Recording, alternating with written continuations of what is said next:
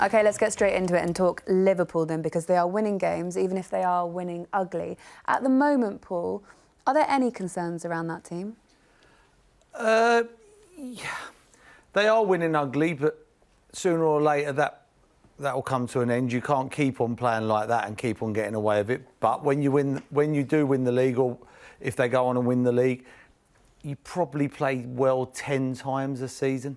And the other ones you just got to grind out. You've got to grind them out. And what they're doing at the moment, they're grinding results out, and Man City are drawing. Now, Liverpool would have won that game at St James's the other day because of the way they're grinding them out. But yeah, keep on going. Keep on going. You probably play 10 great games a season if you're lucky. What teams would they be looking at the moment, Jamie, and thinking we could come unravelled? Or have they got into this habit where they're not losing, they've got so used to not losing? I think their mentality of winning games is unbelievable. You know, they're not breezing teams, they're not winning 3-4-0. They're winning games 2-1, 2-1. They're just getting results. I think they're 34 games unbeaten or something. It's an incredible stat. I think they're going to be looking at Man City and Leicester. I mean, you can't really write Leicester off because of the way they're playing. Are they too far apart in terms of points? Maybe. I think if Liverpool can get through December with all the fixtures they've got coming up, and I think they've got Leicester to play on Boxing Day, if they get through that unscathed, then they're home and dry. The Liverpool players, they won't be worrying how they're playing. As Mer said, when you're winning Premier Leagues and that, you played your best football probably 10 games.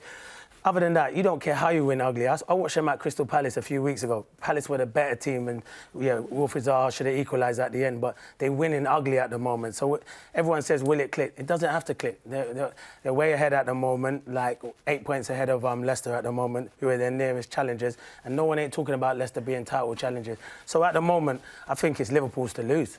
You know what it is when you've got players like Liverpool have got as a team? You know you're always in the game.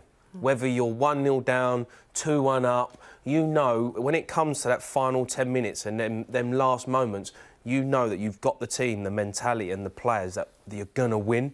And that's what Liverpool have got. They just look like, whenever they turn up somewhere, whoever they're against, they just look like, we're going to win, however we do it. Yeah, well, like years ago when I won the league at Arsenal, we won 1-0 every season. So when... Did you? Did you win it? No. Oh, sorry. Oh, you didn't have to tell us. No, I'm using it. I'm using it for an example. Yeah, I know. We used to win 1-0. Yeah. So as soon as we scored, you could see the other team were beaten. Yeah. As soon as we scored, we'd be running back to the halfway line and they'd be like... Yeah. It's like when you play Liverpool now, you have to score twice. If you don't score twice, you ain't beating Liverpool. And that's a big thing, to go out and have to go and make sure you score twice to maybe get a draw. And that's where Liverpool have got the edge. They score goals. Has that become the difference between Liverpool and Manchester City? Obviously, Manchester City have their problems, their injuries, but are Manchester City looking like a team now that other teams are coming up against and going, well, we know we can beat you because we've seen other teams do it? Yeah, and they've got a problem defensively. I think when you're missing Laporte, and at the moment, Fernandinho is their best defender. For me personally, I think he's their best, and he's their probably best holding midfielder. So you're playing your best holding midfielder in centre-half. And you look at probably Man City on the weekend when they go to Newcastle, and you're thinking that should definitely a away win. Newcastle come away with a draw, and you're thinking if Liverpool go to Newcastle, I guarantee even if they're not playing well, they would have gone there and got the 3 points. So I just feel at the moment that's what puts me. I think Liverpool have got a great edge on Man City at the moment. I think Man City look a tired pressing team at the moment. I think a year or two ago, they were the best about. I thought within 5 seconds, they had the ball back. They went bang, bang, bang. And if you got through the press, it had to be special. I see teams get through this press now, and it hasn't got to be special. And I worry for them, and defensively, they're not good enough. Is that the only problem with Manchester? You're talking about they look a slightly tired team in terms of when they're trying to press. We know what the problems are defensively. We know that they're missing players. But is that the only area of the pitch that they are vulnerable at the moment? I mean, if you look at the players they've got, you can't really say their attacking force is not probably the best. You know, in terms of they've probably got 5 or 6 to choose from that can play up front. The biggest problem that they've got is the back four. You know, title-winning teams are built. Look at Liverpool since they've signed Van Dijk. They're a completely different team.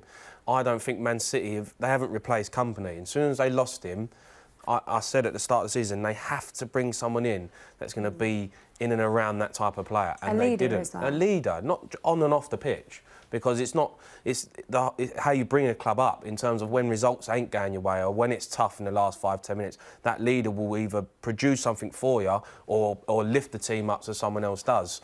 And they've just not got that at the minute. And teams have all of a sudden now playing Man City and thinking there's something there for us if we can really, we can get something out of the game. Do you all still consider, though, that Manchester City could still challenge?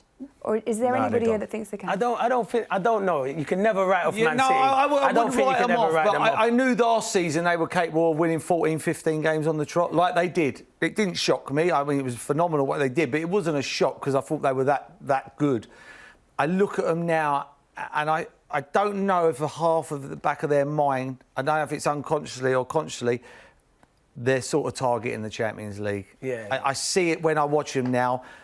Do they believe they can catch Liverpool? I'm not sure they believe it. And if you don't believe it, you don't get that sort of situation where they're chasing games now. And when they chase a game, they're not good at defensively like Liverpool. Liverpool can play 2v2 at the back. Yeah, with easily. Van Dijk and whoever he plays Yeah. with, they can play 2v2. Man City, when they're chasing a game, can't play 2v2. Open. Last season, Manchester City were not a team that Pep Guardiola would line up generally in many games, if at all any games, without a really strong team. Even we saw it even in the cup competitions. He took everything more seriously.